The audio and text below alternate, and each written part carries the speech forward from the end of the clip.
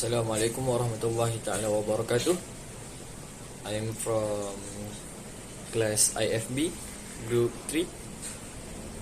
Want to present about application uruf in Islamic finance. So first thing is introduction. The definition of uruf in term of language is knowledge. Meanwhile, in term of technically, it can be defined as a matter, either action or word, that is well known by overwhelming majority of the people, and they are consistent in practicing it. Uruf is one of the source in Islamic Sharia decision when there are no main text written in Al-Quran and Sunnah that can determine decision. Uruf can also define something that it generally started in the main text. Uruf established based on the number of individual and decision got full majority support. Surah Al-A'raf verse 199, Khudhil afwa wa'mur bil urfi wa'rid anil jahilin. This ayat mean take what is given freely, enjoy uruf, and turn away from the arrogant.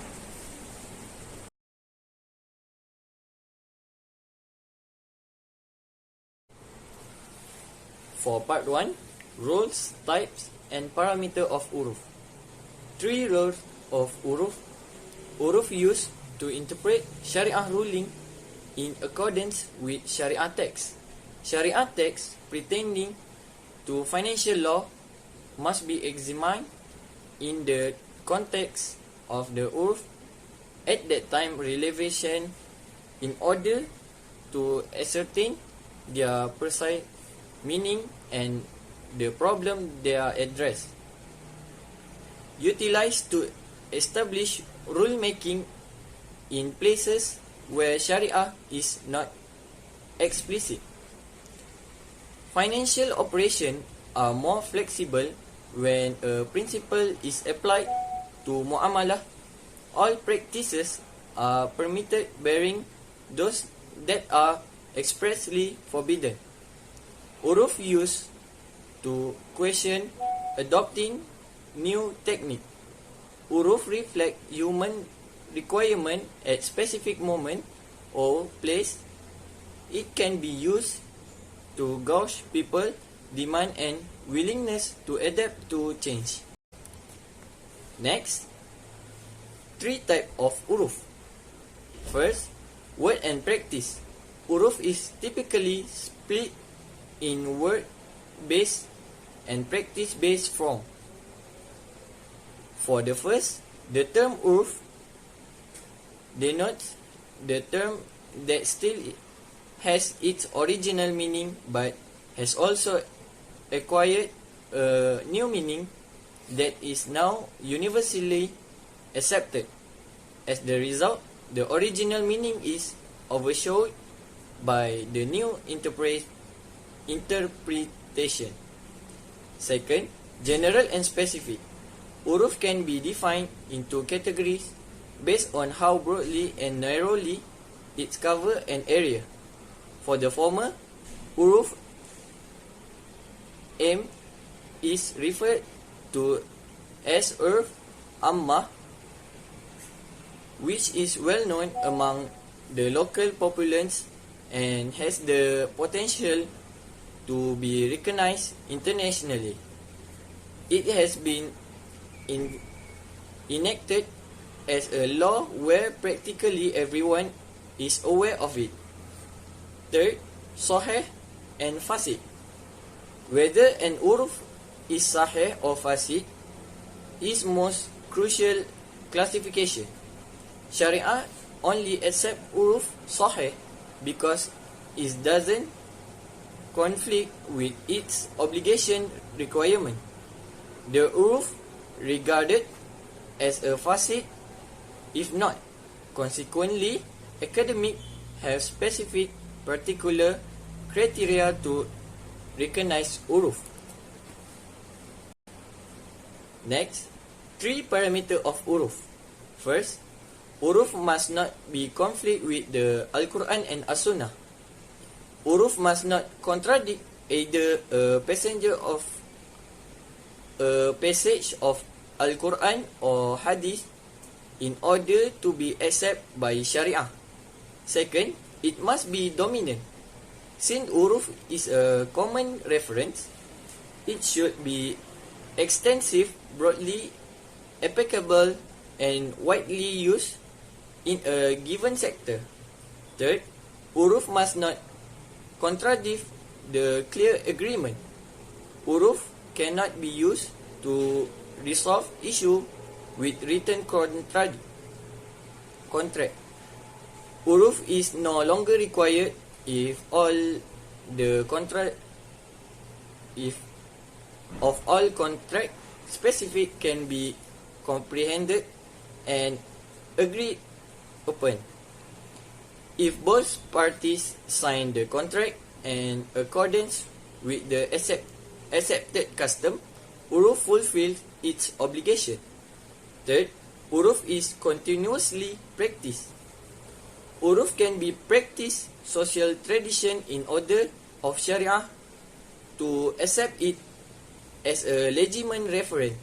A particular amount of time should be spent practicing uruf without stopping till another uruf takes its place.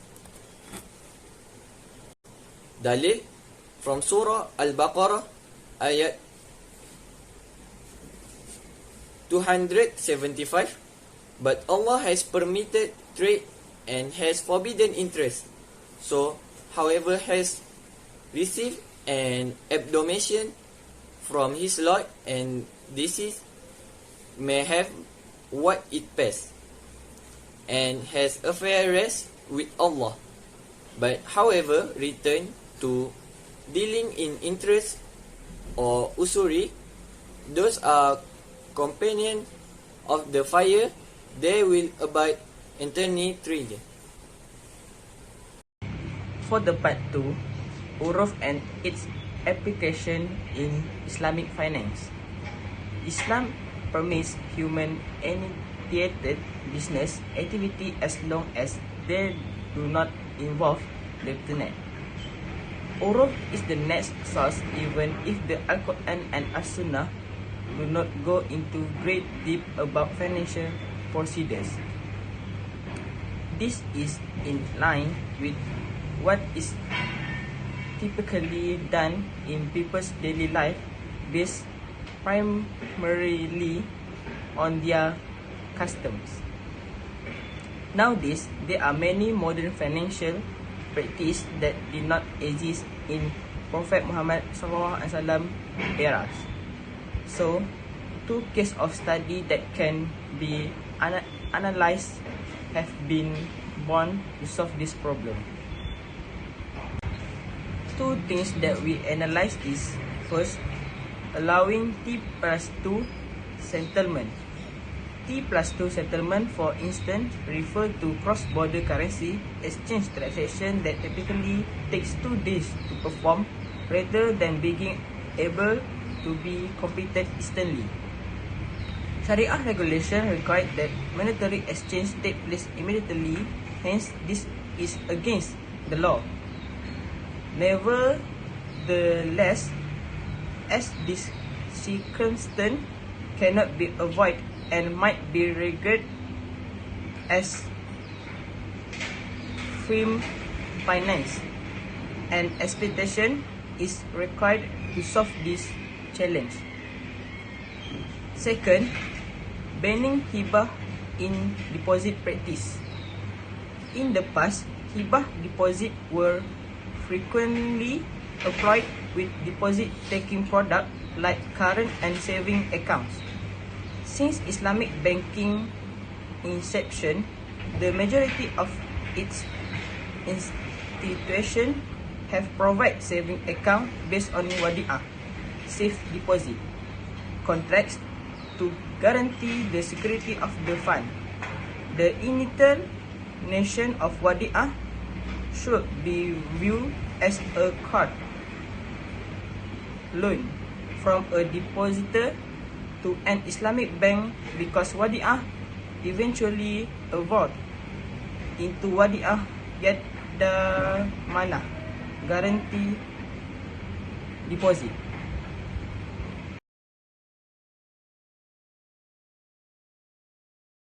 Riba Jahiliyah. Riba Jahiliyah was a fine levied for late payment on debt or for defaulting on obligation. The lenders would double the amount or if the payment was late. In the Jahiliyah, riba mean that a man would have a debt right or hak on another for a set amount of time. The debtor would owe the creditor nothing if he made the payment. If not, the debt size was increased or whatever, and its repayment period was lengthened. Allah said in Quran, "Do not consume riba. Fear Allah that you may succeed." Thank you. Fiat money. Some Muslim organization rejection of fiat money is an example of an incorrect fatwa that ignore the concept of uruf. They claim that only the dirham and dinar are acknowledged in Islam, but they ignore the fact that today all nations recognize fiat money as their official currency. Fiat money is actually cash, including coin and paper bill, where representational money is a type money that implies the intention to pay, like a check. Both fiat currency and representational money have a backing. Without any support, they would have zero value. Government support fiat money, fiat currency, whereas alternative asset or financial product might back representational currency. Fiat money worth is not based on the substance from which it's made. Therefore, neither the paper used for bill nor the metal used to mint them. It keeps its worth due to the country economy and stable administration. For example, a personal check is backed by the money in a bank account. Mortality table for takaful. Mortality table are mechanically intricate number grid that display the likelihood that a certain population member will pass away within a specific time frame. Typically, mortality table for male and women are created strictly to discriminate between distinct hazard or the factor might be added, such as smoking status, occupation, and socioeconomic class. Even actuarial chart that relate longevity to weight are available. The mortality table has been used for insurance pricing and reservation. It is based on observation of mortality in many nations and areas. Mortality tables are mathematically challenging number grid that display the likelihood that a member of a certain population will pass away within a specific time frame based on a large number of factor variables. When catering to men and women, mortality tables typically have different construction because they are typically made individual for men and women.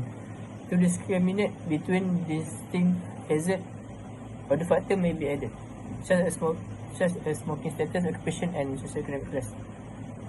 The life insurance industry relies heavily on mortality table, as does the US Social Security Administration. Both use mortality table in order to best establish details surrounding their coverage policies based on the individual they will cover. Thank you. For the conclusion, uruf is the one of the source of Islam Sharia decision when there are not main texts right in the Quran and the Sunnah that can determine decision. Uruf also defines something that is generally stated in the main text. something that has been established in the human soul in the terms common sense and accepted in the habit of the peace. From Imam Ghazali, uruf has high position in the history of development of jurisprudence. It has played an important role in the process of information of jurists. Fiqh scholar has made in one of the source in determining the ijtihad decision. Uruf is also considered a reference from application of law to various events that are used. Among them, justice include the condition from acceptance of testimony.